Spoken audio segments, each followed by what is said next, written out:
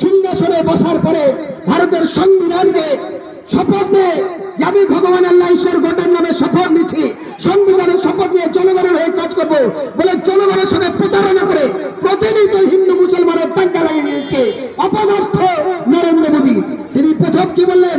সবকা সাথ সবকা বিকাশ। তারপর কি বললেন? এক কালা ধন আয়েগা। তারপর কি বললেন? হর আদমি কো অ্যাকাউন্ট মে 15 লাখ जाएगा। মানে প্রত্যেক লোকের কাছে 15 লাখ টাকা যাবে, সবার সাথে থাকবো, সবার পাশে থাকবো।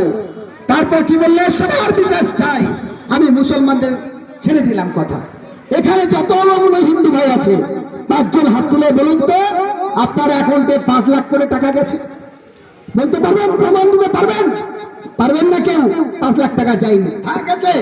আপনাদের কাছে প্রুফ নেই? মোবাইল রেকর্ডিং করুন, বিজেপি নেতাদের শোনা। গেছে কার? মুকেশ আম্বানি 70,000 কোটি টাকা মুকুব করেছে। কার? মুকেশ আম্বানি কি গরিব?